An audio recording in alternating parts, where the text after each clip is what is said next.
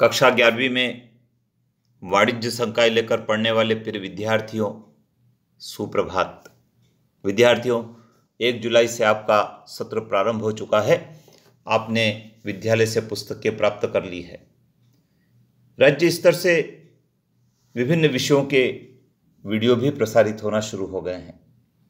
लेकिन विद्यार्थियों, आपका अभी वीडियो प्रसारित नहीं हुआ है, अतः आइए इस चैनल के माध्यम से हम अपने पठन पाठन के काम को शुरू करते हैं। पहला वीडियो में हमने पहले अध्याय के 5 प्रश्नों की चर्चा की थी।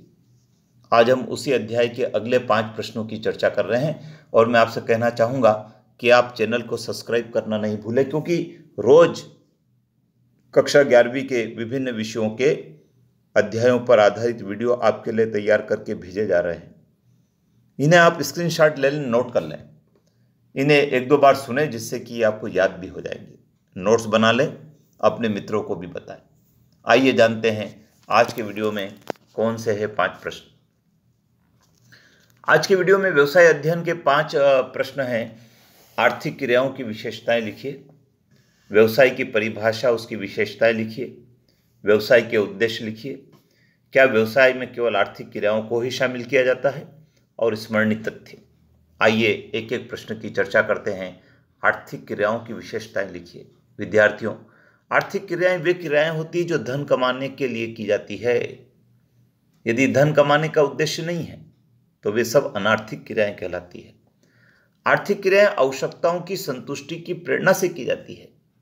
मनुष्य की आवश्यकताएं अनंत होती है और उन आवश्यकताओं की पूर्ति करने के लिए उसको धन की आवश्यकता होती है, और यही आवश्यकता की संतुष्टि की जो प्रेरणा है, यह आर्थिक क्रियाओं को करने के लिए प्रेरित करती है। आर्थिक क्रियाओं का मापदंड मुद्रा होता है।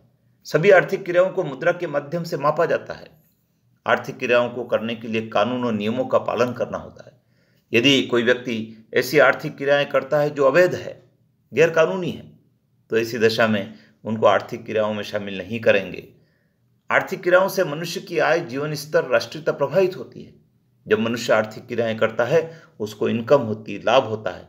उसका उपयोग वो अपने रहन सहन में, जीवन स्तर में, आवश्यकताओं की संतुष्टि में करता है। इससे जीवन स्तर में सुधार होता है और राष्ट्रीयता भी प्रभावित होती है। आइए बात करते हैं व्यवसाय की परिभाषा और उसकी विशेषताओं की। विद्यार्थियों, किसी ने कहा है कि व्यवसाय वह आर्थिक क्रिया है जो लाभ कमाने के लिए की जाती है, और इस व्यवसाय से आवश्यकताओं की संतुष्टि की जाती है। जेम्स स्टीफेंसन ने कहा है, लाभ कमाने के उद्देश्य से की जाने वाली मानवीय क्रियाएं व्यवसाय के अंतर्गत शामिल की जाती है। एल.एच. हेने ने कहा है, उस मानवीय क्रिया को व्यवसाय में शामिल किया जाता है जो वस्तुओं के क्रय विक्रय से धन उत्पन्न करने या प्राप्त करने के लिए की जाती है। यदि धन उत्पन्न व्यवसाय की क्रिया से नहीं होता है तो वह क्रिया व्यवसाय नहीं कहलाएगी। विशेषताओं की यदि बात करें तो केवल मानवीय आर्थिक क्रिया। व्यवसाय में मनुष्य की उन आर्थिक क्रियाओं को शामिल किया जाता है जो आय या लाभ कमाने के लिए की जाती है। आर्थिक क्रिया में उपभोग, उत्पादन, विनिमय, वितरण आदि की क्रियाएं शामिल की जाती है। जोखिम का तत्व। व्यवसाय में मांग में परिवर्तन, व्यापार चक्र, तेजी, मंदी, सरकार की नीतियों में बदलाव से जोखिम बनी रहती है, और अनिश्चितता भी जोखिम का ही कारण है। और किसी ने यह भी कहा है कि लाभ जोखिम का ही प्रतिफल होता है। अतः व्यवसाय में जोखिम का तत्व हमेशा विद्यमान रहता है। वस्तु एवं सेवाओं का लेन देन। व्यवसाय में वस्तुओं और सेवाओं का लेन देन, आदान प्रदान किया जाता है। यदि कोई निर्माता केवल अपने स्वयं के उपयोग के लिए या किसी को गिफ्ट देने के लिए वस्तु बनाता है तो व्यवसाय की श्रेणी में वो क्रियाएं नहीं आती है। लाभ का प्रयोजन, यह व्यवसाय की प्रमुख विशेषता है। लाभ व्यवसाय का जीवन रक्त होता है। लाभ व्यवसाय के विकास में महत्वपूर्ण भूमिका निभाता है। व्यवसाय लाभ कमाने के लिए ही किया जाता है। लाभ ही व्यवसाय में प्रेरणा देने का कार्य करता है। व्यापक क्षेत्र, व्यवसाय का क्षेत्र व्यापक होता है। इसमें वस्तुओं के उत्पादन से लेकर उसे अंतिम उपभोक्ता तक पहुंचाने की सभी क्रियाएं शामिल की जाती है। आइए बात करते हैं व्यवसाय के उद्देश्यों की। विद्यार्थियों, प्रश्न क्रमांक 3 हमारा है व्यवसाय के उद्देश्य। व्यवसाय के उद्देश्य को 3 भागों में बांटा गया है: आर्थिक उद्देश्य, सामाजिक उद्देश्य और मानवीय उद्देश्य। आर्थिक उद्देश्य में सबसे पहला है लाभ कमाना। विद्यार्थियों, व्यवसाय का प्रमुख आर्थिक उद्देश्य है लाभ कमाना, क्योंकि लाभ ही व्यवसाय को विकास की ओर अग्रसर करता है। लाभ से ही कोई भी व्यवसायी अपने व्यवसाय के विकास की योजना बनाता है। लाभ व्यवसाय की सफलता का प्रमाण होता है।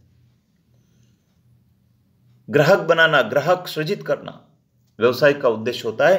पुराने ग्राहकों को संतुष्ट करके अच्छी सेवाएं देकर नए ग्राहक जोड़ना, नए ग्राहकों की खोज करना, जिससे कि वस्तु की मांग बढ़ सके, वस्तु का उत्पादन बढ़ सके और व्यवसाय के लाभ में वृद्धि हो सके। साधनों का पूर्ण उपयोग करना, यह भी व्यवसाय का आर्थिक उद्देश्य है। मानव, मशीन, माल, प्राकृतिक संसाधन, इन सब का कुशल और अधिकतम उपयोग करना व्यवसाय का उद्देश्य है, जिससे कि उत्पादन बढ़ सके और लाभ भी बढ़ सके। नव प्रवर्तन करना, इनोवेशन, नई नई वस्तुएं बनाना, उत्पादन प्रक्रिया में सुधार करना, वस्तुओं को नए नए रूपों में प्रस्तुत करना, यह भी व्यवसाय का उद्देश्य है। इससे व्यवसाय की साख बढ़ती है, व्यवसाय सफलता की ओर अग्रसर होता है।